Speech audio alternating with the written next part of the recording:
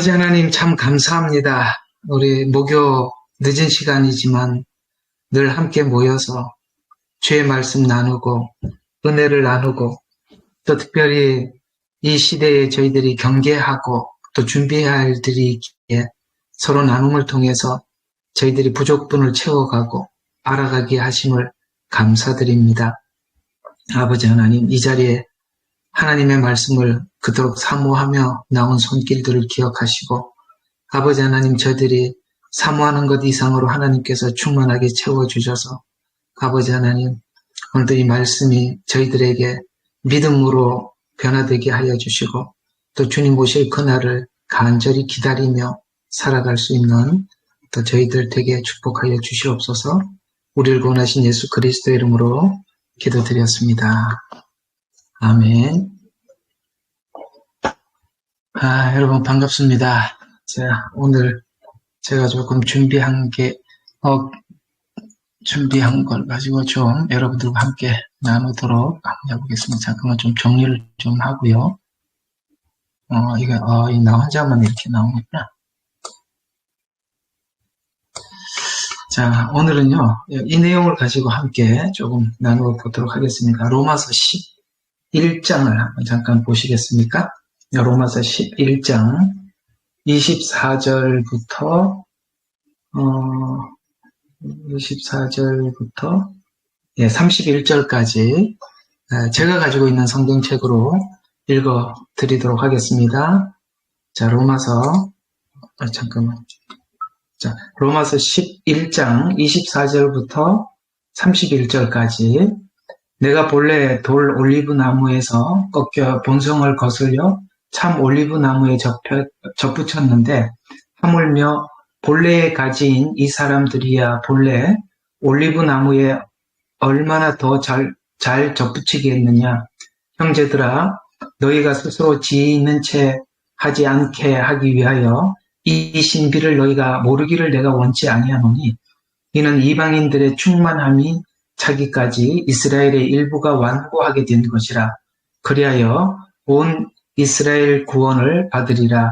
기록된 바 구원자가 시온에서 와서 야곱에게서 경건치 아니한 것을 제거하리라. 이는 내가 그들의 죄들을 없앨 때에 그들에 대한 나의 언약이 이것임이니라 함과 같으니라. 복음에 관하여는 그들이 너희로 인하여 원수가 되었으나 선택에서는 그들의 조상으로 인하여 사랑을 받은 자들이니라. 이는 하나님의 은사와 부르심에는 후회가 없으시니라.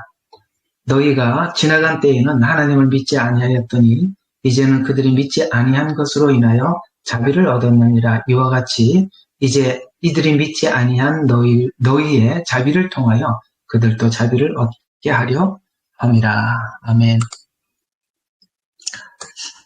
오늘은 로마서 9장부터 원래 11장까지 쭉 연결된 내용인데 오늘 읽었던 11장을 통해서만 우리가 한번 이 내용이 바울이 이해하고 있는 교리적 종말론이거든요. 그러니까 마지막 때 하나님께서 어떻게 이스라엘을 구원하실 것인가에 대한 이야기죠. 왜냐하면 로마서 자체가 구원에 대한 교리를 8장까지 쭉 설명을 자세히 하고 왔다가 9장부터 11장까지는 이제 그 동족을 위해 기도하는, 그러니까 다니엘도 이제 70년간 하나님께서 포로 생활을 하게 하신다는 그 에레미야의 약속을 붙잡고 다니엘서 9장에 보면 기도하는 내용이 나옵니다. 거기에 다니엘이 기도를 하면서 미래에 이스라엘이 어떻게 구원을 받을지에 대해서 하나님 앞에 응답을 받게 되죠. 그래서 9장에서 그 기도를 하고 있다가 끝부분에 가서 하나님께서 우리에게 어떻게 죄를 용서하고 어떻게 우리에게 의를 가져다 줄 것인가를 무엇으로 알게 되냐면 마지막 한 일회에 우리 민족들이 이렇게 하나님 앞에 돌아오게 되는 거구나라고 이해를 하게 되죠. 물론 바울은 유대인이고 그는 구약 성경에 대해서 아주 박식한 지식을 가지고 있는 사람입니다. 지금까지 로마 교회에 서신을 쓰면서 그는 이런 생각을 하게 되죠. 하나님, 이방 교회는 지금 구원을 받고 많은 영혼들이 돌아오고 있는데 내 동족들은 어떻게 됩니까? 하고 안타깝게 하나님 앞에 기도하면서 하나님께서 그저 바울에게 환상으로 가르쳐 준 것이 아니라 과거에 이미 자기 조상들이 하나님께로부터 받았던 그런 말씀들을 기억하면서 마지막 때 이렇게 우리 민족들을 구원한다고 하셨지 라고 이해를 하면서 9장부터 11장까지 이게 하나님의 참 놀라운 신비구나. 그래서 이 신비를 누가 알리오라고 이렇게 감탄하면서 11장에 끝을 내고 있습니다. 자, 제가 왜 오늘 이 11장을 가지고 여러분들과 함께 나누려고 하는 거냐면은, 이 마지막 때, 마지막 때 이스라엘과 이방 교회 관계가 어떻게 서로가 이렇게 엮여서 이스라엘은 어떻게 구원을 받으며 또 이방인들은 어떻게 구원을 받을 것인가에 대해서 우리가 이 부분에 대한 이해를 로마서 9장부터 11장까지 그러니까 하고 들어가지 않으면 계시록이 자칫 잘못하면 아주 유대인들에 대한 메시지로만 국한이 될 수도 있고 잘못하면 또 이방인 교회에 대한 메시지로만 이렇게 쏠려버릴 수가 있기 때문에 그렇습니다. 근데 그 균형을 사실은 로마서 9장부터 11장 안에서 잘 잡고 들어가야만 이 요한계시록에 왜 계명이라는 말도 나오고 그 다음에 믿음이라는 단어도 나오고 계명 그러면은 보통 유대인들이 하나님을 믿는 믿음 가운데 지키는 거죠. 또 어린 양을 믿는 믿음이라고 표현한다는 것은 바로 이방인들이 자주 표현하는 표현들인데 왜 이 두 가지 표현들이 계시록에 계속 이 계명이라는 말도 나오고 믿음이라는 말도 나오고 이 두 가지가 왜 계속 나오는가를 여기에 9장부터 11장까지 있는 이 내용들을 이해하고 들어가 보면은 그래서 이 두 단어들이 계속 계시록에 등장하는구나라는 것을 이해할 수 있습니다. 자, 그래서 오늘은 이 이야기들을 몇 가지 여러분들과 함께 나눠보려고 합니다.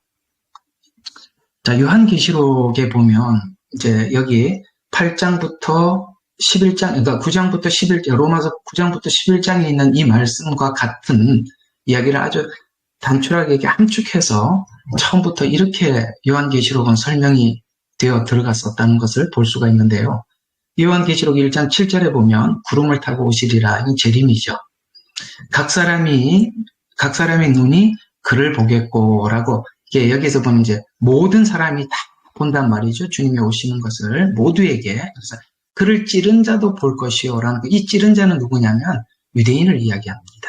그 다음에 땅에 있는 모든 족속이라고 하면은 그 외에 이방인들을 이야기하고 있습니다. 그로 말미암아 애곡하리니 이렇게 나오고 있습니다. 그러니까 지금 요한계시록을 기록하면서 벌써 두 구도를 딱 우리에게 설정해 놓고 들어갑니다. 하나는 그를 찌른 자, 유대인, 그 다음에 땅에 있는 모든 족속, 이방인 이렇게 이 두 구도를 1장 7절부터 잡아 들어가고 있다는 것입니다.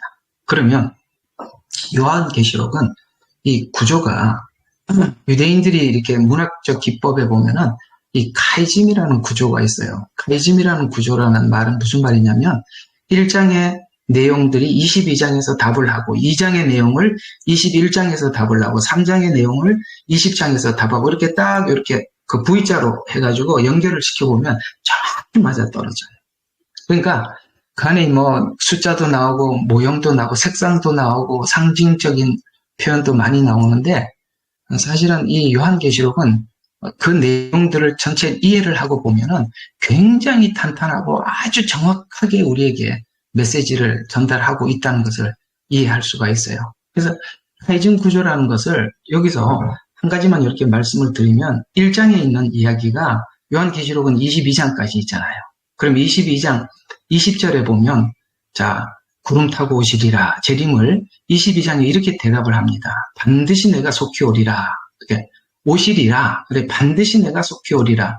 아멘 그러하옵소서. 이게 화답이죠. 주 예수여 오시옵소서. 이렇게 끝이 난단 말이죠. 그러니까 1장에 내가 올 거다. 그랬더니 계시록 안에서 오신다는 소식을 전부 전하고 난 뒤에 끝에 가서 우리 성도들이 화답을 하는 거죠. 속히 오리라 하니까 아멘 그러하옵니다. 주 예수여 어서 오십시오. 라고 이렇게 1장에 있는 이야기를 22장에 대답을 하고 있죠. 그런데 여기서 아까 말씀드린 것처럼 찌른 자, 유대인이라고 그 땅에 있는 모든 족속이 이방인이라고 했는데 22장 9절에 보면 요한계시록 22장 9절에 요한에게 듣고 보여준 천사에게 이제 요한이 경배하려고 했었습니다. 그랬더니 이 천사가 이렇게 이야기합니다. 그가 내게 말하기를 보라 그러지 말라. 나도 선지자들인 내 형제들 이게 무슨 말이냐면 구약에 예언했던 이 선지서와 연결되어 있는 요한계시록이라는 것입니다. 나도 선지자들인 내 형제들과 이 책의 말씀들과 기록된 자들과 같은 너의 동료종이니 하나님께 경배해라. 이렇게 이야기하고 있습니다. 선지자. 신약에서 복음을 전하도록 부름받은 사람들은 선지자는 아니죠. 사도들입니다. 그러면 요한계시록은 마치 뭐와 같은 거냐면은 선지서의 한 부분이구나 라고 이해를 할 수 있습니다. 쉽게 말해서 구약에 있는 선지서가 무엇을 계속 예언을 하고 우리에게 약속을 했는지 그걸 이해하게 되면 이게 요한계시록이 홀로 이렇게 떨어져 있는 책이 아니라 이미 구약에서 선지자들을 통해서 수많이 이스라엘에게 약속했던, 이게 참 중요한 겁니다.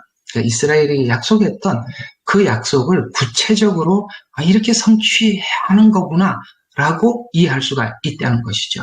그래서 일단은 우리가 1장과 22장 이 계시록 1장과 22장을 보면서 우리가 정리할 수 있는 한 가지가 있다면 이 계시록을 받을 대상은 유대인과 이방인이다라는 것입니다. 순서가 반드시 유대인이 앞에 들어가 있고 이방인이 뒤에 따라 들어가겠습니다. 이 순서는 처음부터 계속 동일하게 우리에게 이렇게 쭉 맥을 하고 있다는 것입니다. 그러면 구원에 대한 계획을 사람에게, 인간에게 먼저 밝힌 것이 아브라함에게 했던 이야기죠. 우리 창세기 12장 2절과 3절에 보면 12장 3절에 보면 내가, 자 구원을 이렇게 합니다. 내가, 여기서 말하는 내가는 하나님이죠. 너로라고 하면은 여기 1차적으로 아브라함인데 아브라함의 후손은 이스라엘입니다. 그래서 이스라엘로 넣은 겁니다. 내가 이스라엘에게 큰 민족을 이루게 할 것이며, 여기서 말하는 큰 민족이라는 것은 성경은 이스라엘을 작은 민족이라고 하는데 여기는 큰 민족이라고 이야기합니다. 왜냐하면 아브라함은 육적 이스라엘의 대표가 아니라 믿음으로 구원받는 자의 대표이기 때문에 그렇습니다. 그러니까 우리도 아브라함의 후손이 됐죠. 영적으로. 그러니까 믿는 자가 모두 아브라함의 후손이에요. 그래서 큰 민족을 이루게 할 것이고 내가 복을 주고라는 이 복이라는 것은 바로 이스라엘의 메시아가 탄생을 할 것이고 메시아를 통해서 우리 모두가 구원을 얻게 되죠. 그래서 내가 복을 주고, 이게 복이라는 것이 결국은 복음이라는 것을 알 수 있습니다. 그래서 내 이름을 위대하게 하리니 너는 복이 되리라. 너를 축복하는 자에게 복을 주고 너를 저주하는 자를 저주하리라. 내 안에서. 이게 이제 무슨 말이냐? 언약의 당사자. 그러니까 아브라함과 하나님 언약. 언약의 당사자가 이스라엘입니다. 그래서 모든 족속이 복을 받을 것이라. 그러니까 언약은 아브라함에게 했고 그 아브라함의 언약에 들어오는 모든 족속들, 그러니까 이방인들이죠. 복을 받을 것이다. 여러분, 이 구도에서 성경은 차근차근 정리되어 있다는 걸 꼭 아셔야 됩니다. 이건 그저 한마디 지나가는 이야기가 아니라 매우 중요한 하나님의 계획을 밝힌 것입니다. 그래서 창세기 12장 3절을 우리가 머릿속에 완전히 염두해 두고 이게 구원이라는 것이 아브라함에게 약속했던 약속이 이스라엘, 그러니까 아브라함은 이스라엘이니까요. 이스라엘과 이방인의 관계가 어떻게 되는지 이렇게 쫙 설명을 하고 있는데 그걸 교리적으로 잘 설명하려고 시작했던 것이 이 로마서죠. 로마서는 여러분들 잘 알다시피 아주 교리서신이기도 합니다. 그러면 왜 이게 아브라함이 유대인이 앞서고 왜 이방인이 그 뒤를 따라가는지 제가 증명을 한번 해보겠습니다. 자, 여기 로마서 1장 16절에 보면 이렇게 복음을 시작하고 있어요. 내가 복음을 부끄러워하지 아니하노니 복음은 믿는 사람에게 구원을 주시는 하나님의 능력이다라고 하면서 그 뒤에 딱 단서를 붙입니다. 첫째는 유대인에게요, 또한 헬라인에게도. 이게요, 요한계시록에 가서 바뀌어지는 게 아닙니다. 또 선과 악을 행하는 사람들에게도 유대인이 먼저라고 이야기합니다. 로마서 2장 9절과 10절을 보면 이렇게 이야기합니다. 악을 행하는 각 사람에게 환난과 공고가 있으리니 이것도 누가 가장 먼저는 첫째는 유대인에게요, 이방인에게며 그 다음에 선을 행할 때도 동일합니다. 선을 행하는 각 사람에게도 존귀와 영광이 있으리니 첫째는 유대인에게요, 또한 헬라인에게로다. 여러분, 내가 내게 복을 주고 너를 통해서 모든 민족의 복을 받는다고 그랬어요. 그래서 이 복음을 유대인들을 통해서 이방인에게 전달하게 되죠. 그래서 만약에 악을 행하는 경우에도 유대인이 먼저 그 다음에 이방인에게 공고가 그렇게 되고 그 다음에 선을 행하는 사람들에게 영광과 존귀도 첫 번째는 유대인에게요, 또한 헬라인에게로다.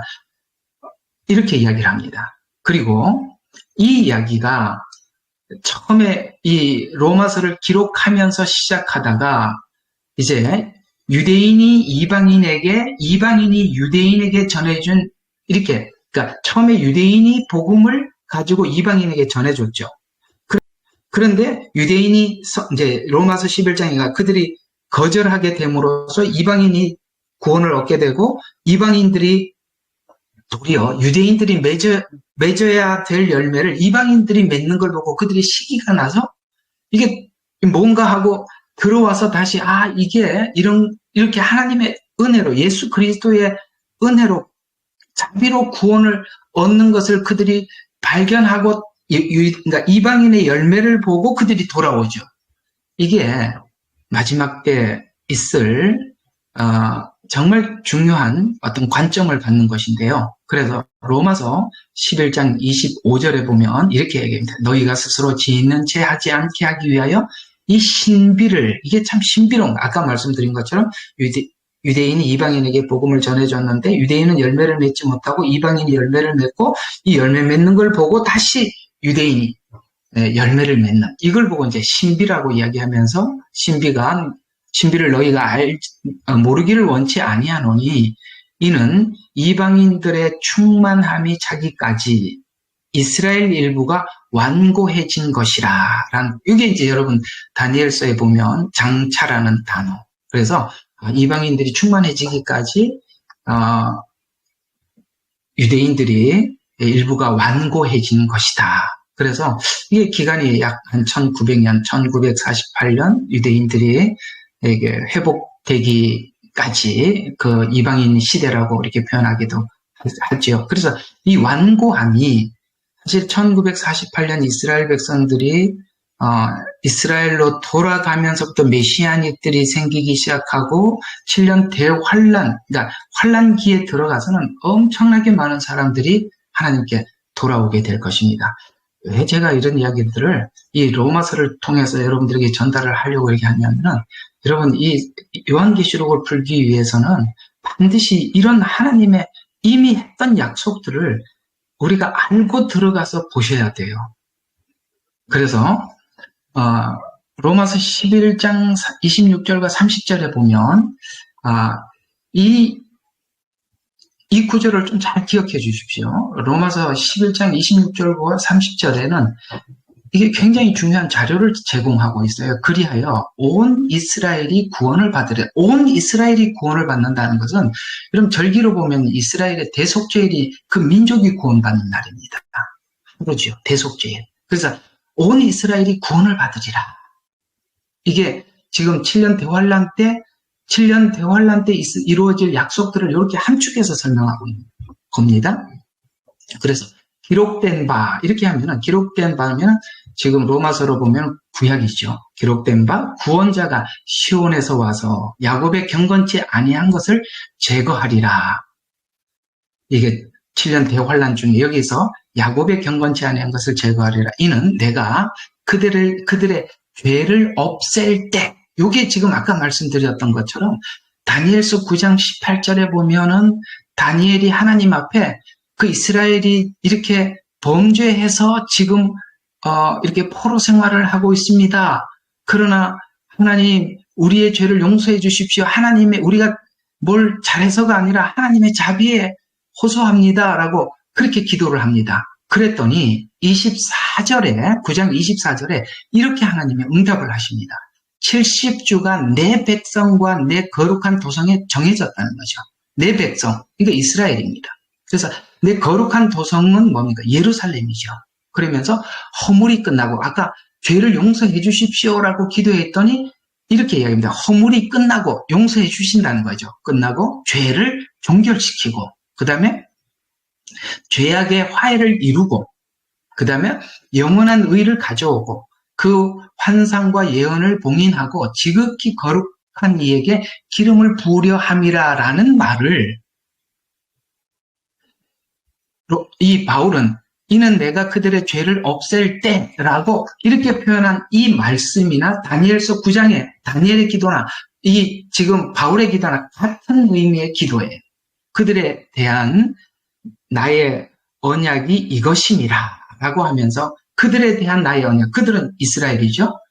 하면서 이것이 그러니까 이 그들에 대한 나의 언약은 선지자들과 이미 약속했던 거. 그러니까 지금 계시록은 홀로 서 있는 게 아니라 이미 그 선지자들과 약속했던 수많은 약속들을 구체적으로 이루는 거죠. 그래서 그걸 이루는데 이는 하나님의 은사에는 후회함이 없다라는 거. 이 은사라고 우리가 한국어 번역이 되어 있는데 원래는 이 은사라기보다는 원어에 보면은 은혜라는 말이 더 가깝습니다. 이 은사 그러면 우리가 교회에서 이렇게 은사 그런 이야기로 자꾸 이렇게 먼저 생각이 되는데 다른 말로 표현하자면 은혜라는 말인데 이걸 정확히 표현하자면은 주권적인 선택, 부르심 이걸 이야기합니다. 이스라엘의 주권적 부르심. 그래서 내가 이스라엘을 선택해서 이렇게 구원을 알리시고 구원을 이렇게 이끌어가는 이 과정 속에서 하나님은 후회하심이 없으니라 라고 하면서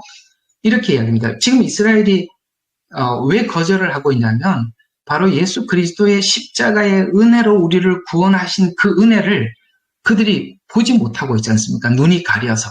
그러니까 아까도 다니엘이 기도한 것이 뭐냐면 이스라엘을 하나님께서 용서해 주시되 이스라엘이 이만큼 포로 생활을 하고 값을 지불했기 때문에 죄의 값을 지불해서가 아니라 하나님의 은혜, 자비로 우리를 용서해달라고. 이 자비라는 단어, 우리가 지금 흔히 사용하는 은혜라는 말인데 이스라엘도 자비로 구원을 받고, 그러니까 예수님의 십자가 보혈이죠. 자비로, 은혜로 구원을 받고 이방인에게도 자비로 구원하게 하실 것이다 라고 말씀하고 있습니다. 그래서 이제 그 11장에 있는 그 이야기들을 이제 로마서 11장 그 뒤편으로 가보면은 이스라엘도 하나님께서 자비로 물어넣고 그 다음에 유대인들도 자비로 물어나서 결국은 모두가 하나님의 그 십자가 은혜로 구원을 받도록 하는 그 방식을 바울이 발견하고 난 뒤에 그가 이렇게 감탄하고 있잖아요. 33절에 오 깊도다 하나님의 지혜와 지식에 부요하며 그분의 심판을 어찌 헤아리요 그분의 지나간 일을 누가 찾아내리요 누가 주의 생각을 알았느냐 누가 그분의 의논자가 되긴 누가 먼저 그분께 되돌려 그래서 만물이 그분께서 나와서 그분께로 돌아가면 이렇게 알파요 오메가요 이런 말이잖아요. 모든 계획과 시간의 주관자가 하나님이십니다. 참 이 놀라운 계획은 누가 그걸 알아챘겠습니까? 정말 신비롭습니다. 놀랍습니다. 이렇게 감탄하는 이야기지 않습니까? 그러는 과정 속에서 이방인이 그러니까 약속의 주체는 아브라함이죠. 그러면은 계속 그 아브라함의 후손인 이스라엘과 하나님 계속 언약을 합니다. 대표적으로 우리가 이제 아브라함 언약, 다윗 언약 하기도 하지만 그러나 선지자들을 통해서도 계속 하나님 언약을 하시는데 거기에는 이방인이 단 한 명도 없습니다.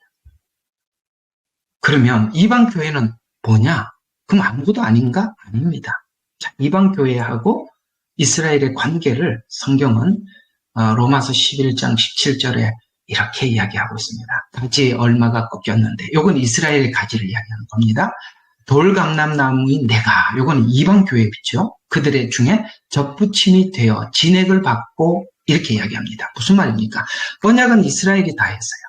그러나 우리가 그 가지가 이렇게 꺾이고 잘려지는 바람에 우리가 이방인이 거기에 접붙임을 받게 됐다는 것은 아브라함에게 했던 약속, 이스라엘에게 했던 모든 약속과 언약과 구원의 계획이 우리도 그대로 진액을 받게 되었다는 것이죠. 그래서 우리가 이스라엘의 언약 안에 들어가 있는 겁니다. 우리가 받아서 그러니까 교회가 받은 게 아니죠. 이스라엘이 받은 거죠.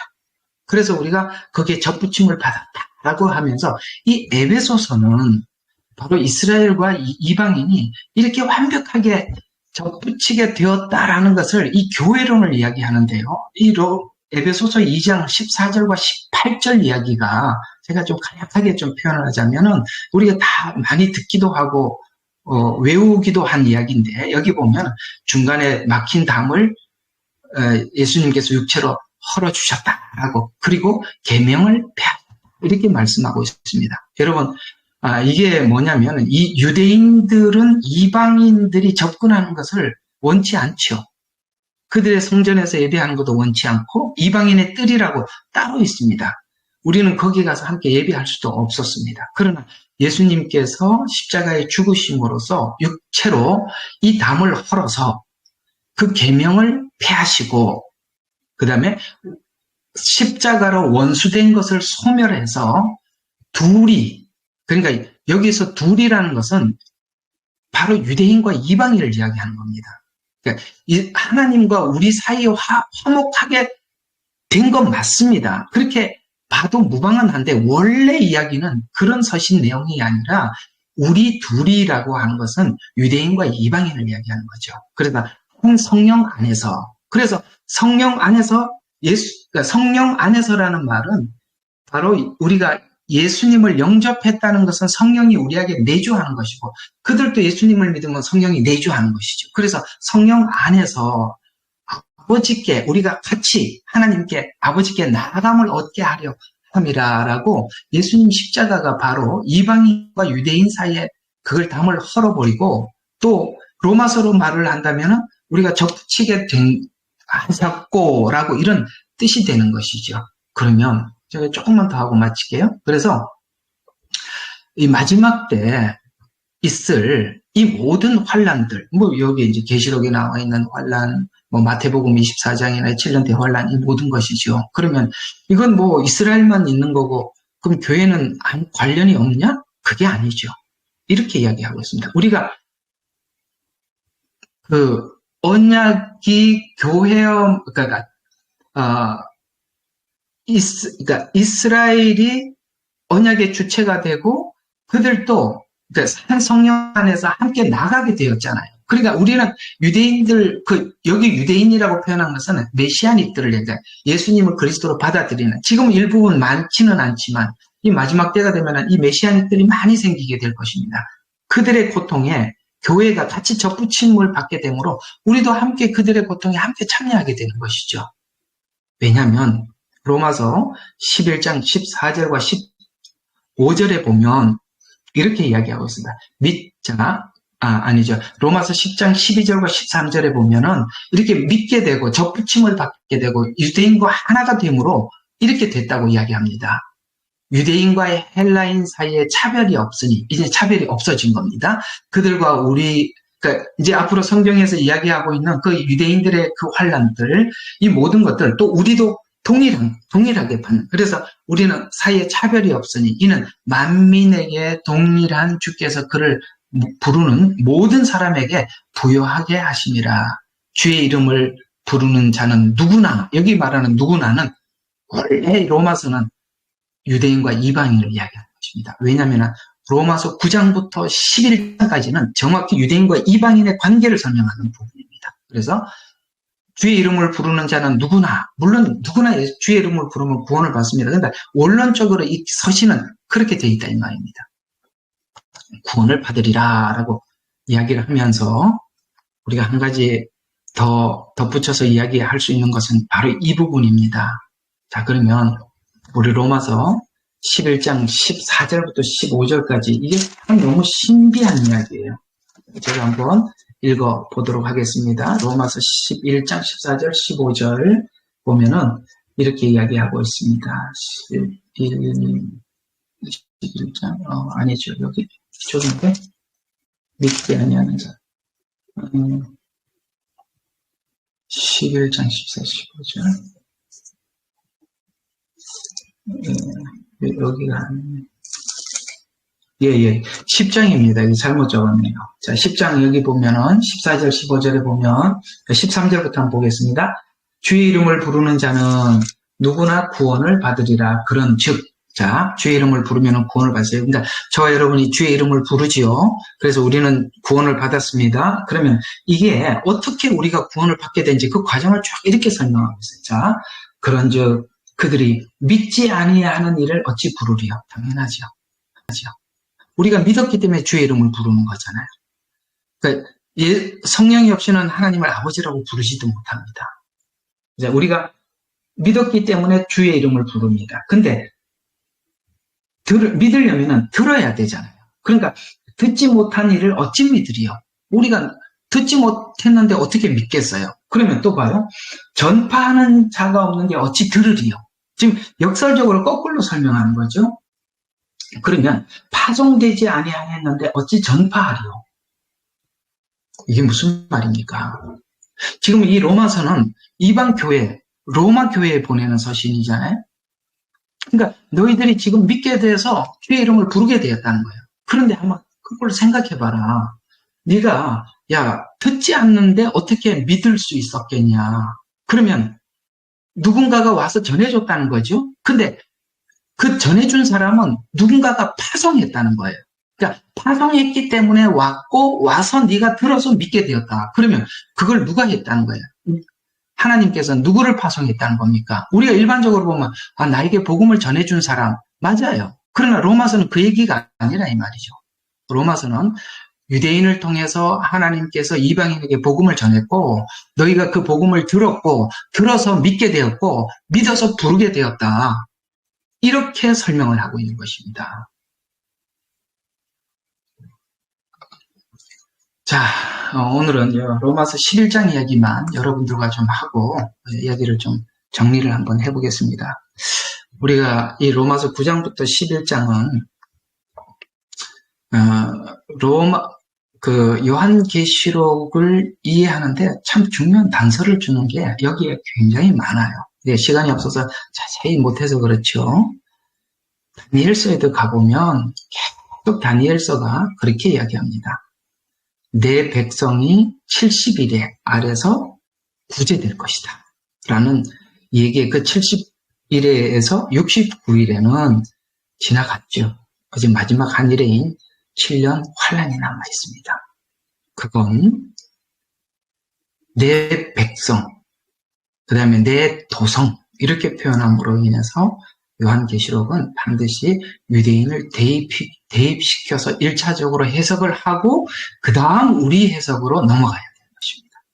그래서 저는 요한계시록을 다니엘서, 로마서 9장부터 11장을 가지고 들어가셔서 요한계시록을 본다면 그 안에 왜 믿는 자, 그 다음에 계명을 지키는 자, 이 두 구도로 계속 설명을 해나가는지를 여러분들에게 읽어보면 많은 의문들이 해결되고 풀리고 그렇게 되리라 생각이 듭니다. 제가 한번 기도하고 마치도록 하겠습니다. 하느님 아버지, 오늘은 로마서 11장을 통해서 또 9장부터 11장을 통해서 이 바울이 구약 성경이었던 선지서들, 예언서, 그 모든 것을 망라해서 마지막 때 이스라엘에게 어떻게 하나님께서 복음을 전달할지를 우리에게 바울이 보는 시각으로 우리에게 말씀하고 있습니다. 아버지 하나님, 이 시각으로 우리가 함께 요한계시록을 열고 시작할 수 있도록 알려주셔서 아버지 하나님, 우리에게 복음을 전해 주었던 그 유대인들에 대해서 우리가 함께 고마움을 느끼게 하게 하시고 그들의 그 고난과 고통에 우리가 함께 참여하며 마지막 때 당할 그 유대인들, 특히 메시아닉들이 당해야 될 그 고통과 어려움에 우리 이방 교회가 함께 접붙임을 받게 되었고 이제는 그리스도 예수 안에서 차별이 없고 한 형제가 되었으니 아버지 하나님 이 모든 것들을 이런 이해 아래서 우리가 준비케 하여 주시옵소서. 우리를 권하신 예수 그리스도 이름으로 기도드렸습니다. 아멘.